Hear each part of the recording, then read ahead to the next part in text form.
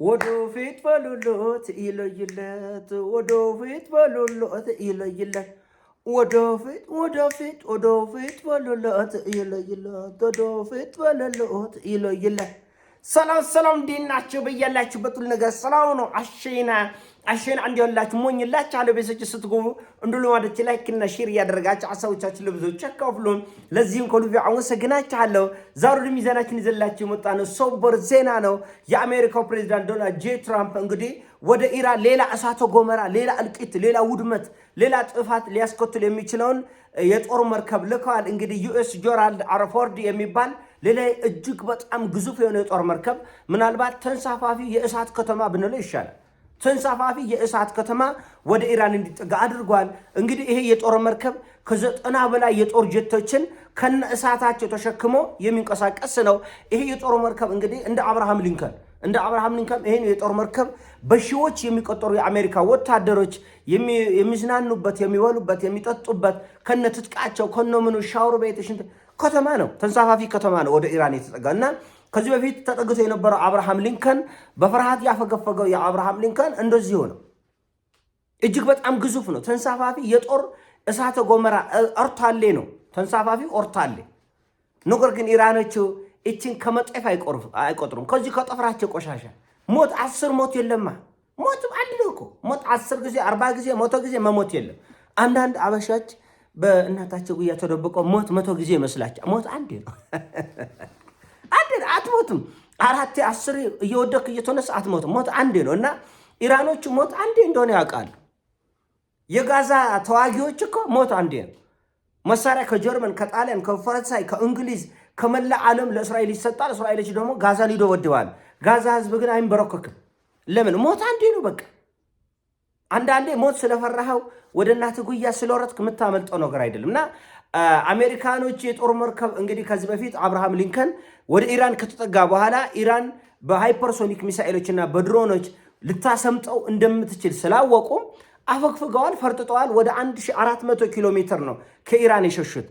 አሁን ግን ኢራኖቹ በድርድር ቢለማመጣቸው፣ ቢለሙናቸው፣ ቢያባብላቸው የሚሆን ስላልሆነ ለክፉም ለደጉም ማስፈራራቱን ከፍ ለማድረግ ሌላ የጦር እሳተ ገሞራ ወደ ኢራን እናስጠጋ ተብሎ ሌላ የጦር መርከብ ከነ ተዋጊ ጀቶቹ ከነ ሚሳኤሉ ከነ ወታደሩ ዩኤስ ጀራልድ አር ፎርድ የተባለ የጦር መርከብ አስጠግተዋል።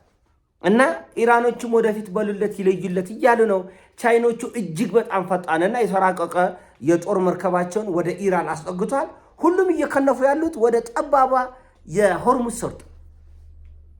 ሆርሙዝ ሰርጥ እንግዲህ የዓለም ጉሮሮ ነው። ታውቃላችሁ። ቢሊየንስ ኦፍ ዶላርስ ነዳጅ የሚንቀሳቀስበት ነው። የሳዑዲ፣ የኳታር እዛ አካባቢ ያሉ መካከለኛ ምስራቅ ሀብታም አገሮች እንግዲህ በዛ ነው ነዳጃቸውን የሚሸጡት። ያንን ደግሞ እንዲህ አንቀያዘች ኢራን ነች እንዲህ እና ሁሉም ወደፊት ይለይለት እያለ ነው። ወደፊት በሉለት ይለይለት እየተባለ ነው። ይለይለታ ይህ ሁሉ መንቆራጠጥ። አሁን እኮ ትራምፕ እኮ ዳይፐር ላይ ተንቆራጠው ሞት እኮ። ኧረ አጓጓችን ጀምር እባክህ ትራምፕ። ጠዋት ፉከራ ነው፣ ማታ ፉከራ ነው። ኧረ ፉገራ ነው ያዝከው።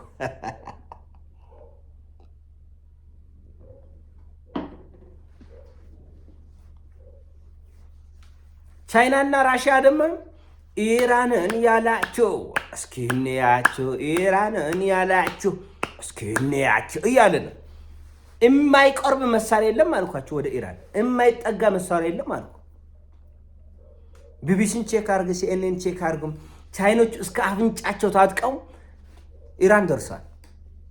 ይለይለት እስቲ ዘንድሮ ወንዱ ጉልቤው ይለይለት ብሏል።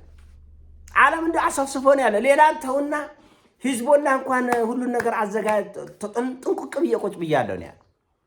ጦርነቱን ጀምርልኝ እንጂ ለማየት አብቃችሁ። ይሄው ካርታ የምደበድበው ካርታ እንግሊዝን ደበድባለሁ፣ ቱርክን ደበድባለሁ፣ ሳዑዲን ደበድባለሁ፣ አረብ ኤሚሬቶች ደበድባለሁ፣ ጅቡቲን ደበድባለሁ።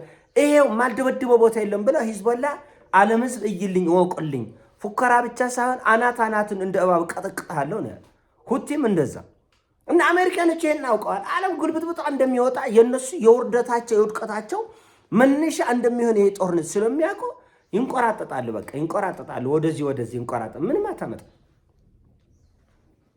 አሁን ትራምፕ በግልጽ አማርኛ ወጥቶ ኢራንን እንደ ቬንዙዌላ አዋርዳለሁ፣ የኢራንን መንፈሳዊ መሪ አያቶላ አሊ ሆሜኒን ደግሞ እንደ ማድሮ በቀበቶ እየገረፍኩ እጅግርን አስሬ እየኮረኮምኩ እየጎተትኩ እያዋረድኩ ወስዳለን። አይሞከርም። ያ ከሆነ ታዲያ ማለው እግዚአብሔር ብለን የተውከው ፈጣሪን ፈርታችን የተዋቸው ስለማይችሉ ነው። አይችሉም። እኔ ይሄን 100% እኔ መስቀል አደባባይ ስቀለኝ እኔን አሊ ሀሜኒን አሜሪካ ጫፉን አትነካም። አለቅ ልትጎድለት ትችል ይሆናል እንጂ እጁን የሚይዙበት እድል የለም።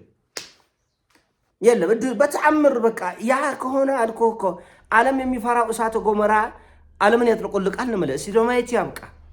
ይህ ሁሉ የአሜሪካ የጦር ጀነራል እስራኤል ይመጣል፣ እንግሊዝ ይሄዳል፣ ጀርመን ይሄዳል፣ ኒውዮርክ ይሄዳል፣ ዋሽንግተን ይመላለሳል። አይደለም ምንም አታመጣም። ምንም አታመጣም። ማንም ምንም አያመጣም ነው ማለት ያለ። ወንድ ከሆንክ አምባሳ ከሆንክ ጆግና ከሆንክ ማንም ምንም አያመጣም። ምንም በቃ ምንም እልቂት ነው። ሊቢያኖች እኮ ስለፈሩ ስለተንቀጠቀጠ አልቀርም፣ ፈረሰች። 10 ሞት የለም። ሊቢያ ህዝብ በአንድነቱ ተዋግቶ ቢሆን ኖሮ ያሸንፍ ነበር። ሶሪያ ህዝብ የቱ ጋር ያለ? ኢራቅ ህዝብ የቱ ጋር ያለ? የመን ህዝብ የቱ ጋር ያለ? ስለዚህ በመንቀጥቀጥ በመለማመጥ እግር በመላስ የሚገኝ ነፃነት የለም። ስለዚህ ኢራኖቹ ወደፊት በሉለት ይለዩለት ብሏል። አሜሪካኖቹም ወደፊት እንግዲህ በጎኑ ድርድር ብለው ይዘዋል። እነዚህ ሰዎች ተመልከቱ። በጎኑ ድርድር፣ ውይይት፣ እንስማማ፣ እንቆራረብ፣ እንነጋገር፣ ዋናው ፍቅር ነው፣ እንተቃቀፍ እያለ ነው ትራምፕ። በጎኑ ደግሞ ይደበድባል፣ በጎኑ ደግሞ ያስፈራራል። እና እውነቱ ለመነጋገር ዓለም እየሄደበት ያለ እጅግ በጣም የተበሳበሰ ነገር ለማናችንም እንደማይጠቅም ይታወቃል። ለማናችንም አይጠቅም። ይሄ አሁን ከዚህ እልቂት እኛ እናተርፍም። እና ትራምፕ እኔ በኢራን አሻንጉሊት አዘጋጅቼ ሀሜኒን አውርጄ ነው ያለው። ሀሜኒን ከስልጣን አውርዳለሁ አሎ ሀሜኒን ከዛ ሰዎች አዘጋጅቼ ጨርሰናል ነው ትራምፕ ነው ያለው። ሲኤንኤን የዘገበው ዓለም ሁሉ የሰማው ነው። በኢራን ሰዎቻችንን አዘጋጅተናል። ይሄ አሊ ሀሜኒ የሚባል ሰው የ47 ዓመት ወሬን ፈጨ ወሬ ነው ያለው ደጋግሞ 47 ዓመት ወሬን አውርቷል። አሁን ግን ይበቃል ብላል። ይበቃል ካልክ ግባና ግጠም። 47 ዓመት ሙሉም ስላልቻላችሁ ነው እንጂ ወዳችሁ አልተዋችሁትም ሰውየው። ስለዚህ ከአቅም በላይ በሆነ ጉዳይ ነው እስካሁን ድረስ ዝም ያላችሁት።